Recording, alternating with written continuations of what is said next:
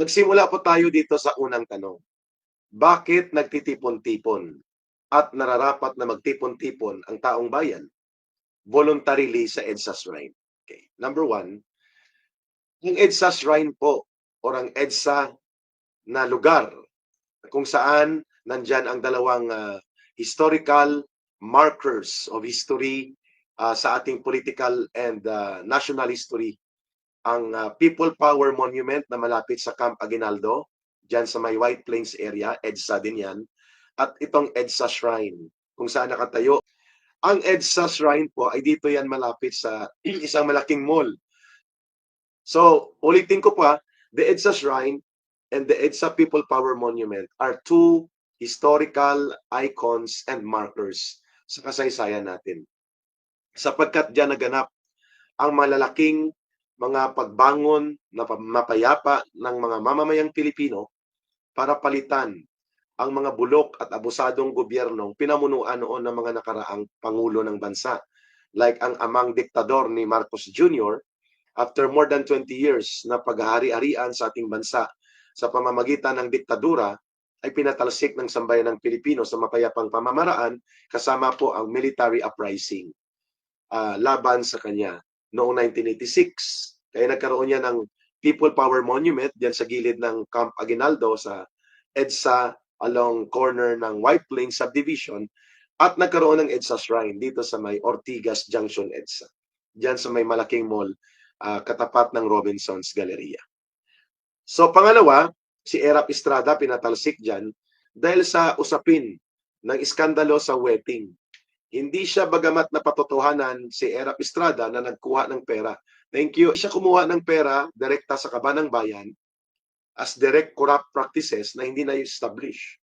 Pero napatunayan at naniwala ang taong bayan doon sa kanyang paggamit sa poder bilang Pangulo ng Bansa na tumatanggap siya ng mga payola at wetting sa mga illegal na mga pasugal, sa mga underworld sources. So si Erap po, wetting gate scandal yon. At no less than ang kanyang right hand noon na si isa sa mga right hand niya na si Governor Chavit Singson ang nagbulgar nito.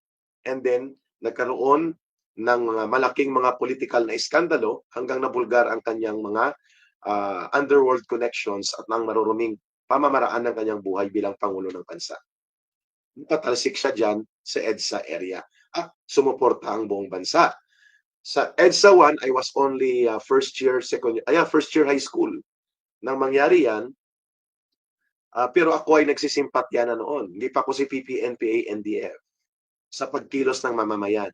Doon naman sa People Power 2, kami po ang bumuo ng ERAP Resign Movement bilang mga kadre na, ako bilang kadre na ng Communist Party of the Philippines, bahagi na po ako ng New People's Army at ng National Democratic Front.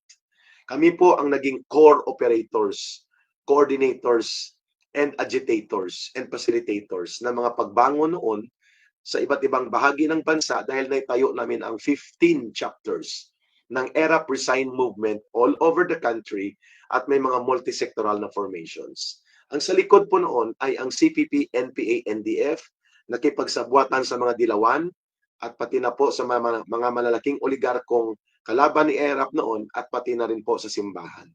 Yan po ang Center of People's Struggle and Mass Movement na kinukumpasan, binubuo at pinamumunuan ng Communist Party of the Philippines, ang Bayan.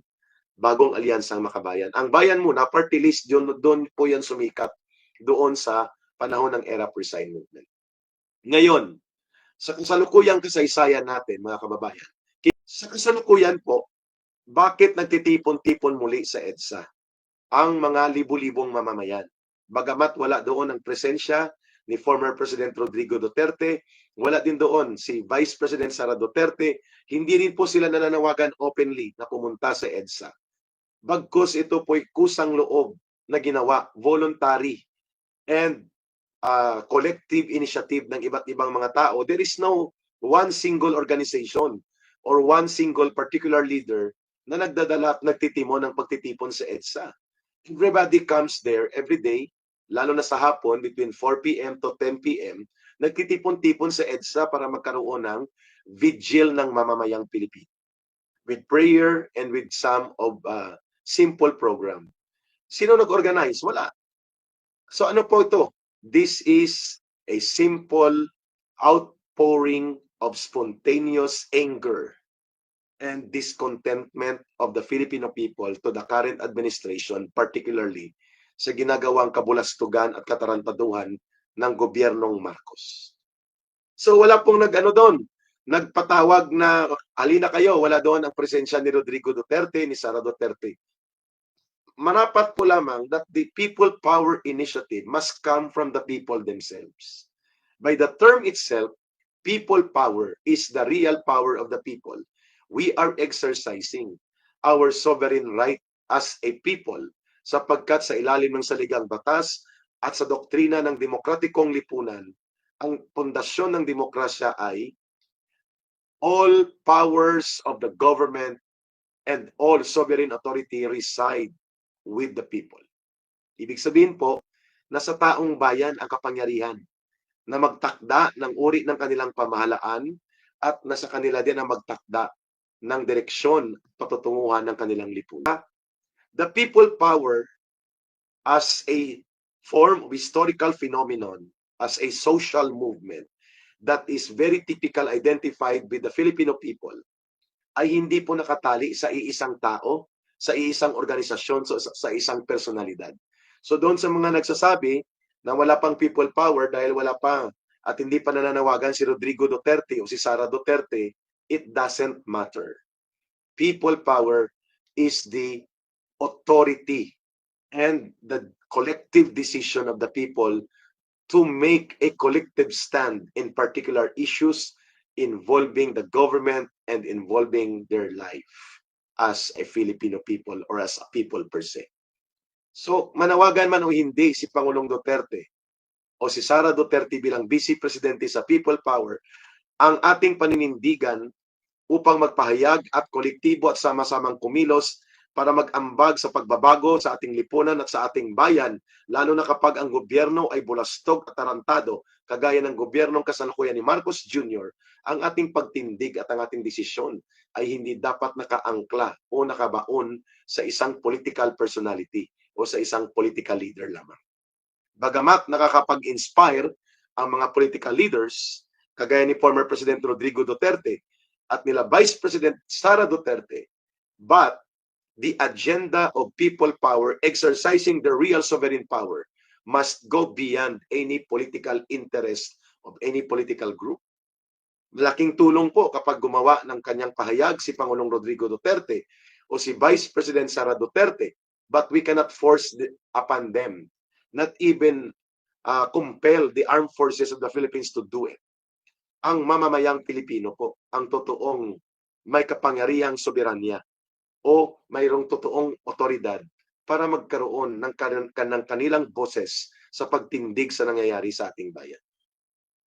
We are very thankful that there is an inspiration coming from Rodrigo Duterte, no matter that he does not yet call out openly for the people to go out on the streets, make rally and protest actions, and redress the government for the grievances of the people, addressed to the Marcos Jr. government. Not even Sara Duterte is doing that. Hindi pa ginagawa ni Sara Duterte yan, subalit may karapatan at may tungkulin ang bawat mamamayang Pilipino na nagmamahal sa ating bansa, regardless if we are loyalist to Rodrigo Duterte or Sara Duterte, or regardless if we have any political affiliations to any group. Secondary po yun. The primary is our duty to defend and protect our democracy and to help build a nation that is deserved by every Filipino generation to come after us. Yun pong mahalaga. Malinaw po tayo mga kababayan. Mahal natin at nirerespeto natin at pinapasalamatan ang politika na pinapakita ng mga Duterte because they show the pattern and historical track record of good governance. Hindi sila kurakot. They do not abuse power against the people. Hindi po sila mga nang-aabuso laban sa ordinaryong mamamayan. And they are against corruption. They are against criminality, especially organized crimes and drug syndicates. They fight corrupt leaders and they abhor those who abuse power and they do not do corrupt practices. Wala tayong naipakitang may ginagawa silang ganon. And they do not abuse their authority against the people. That is why we call them good governance.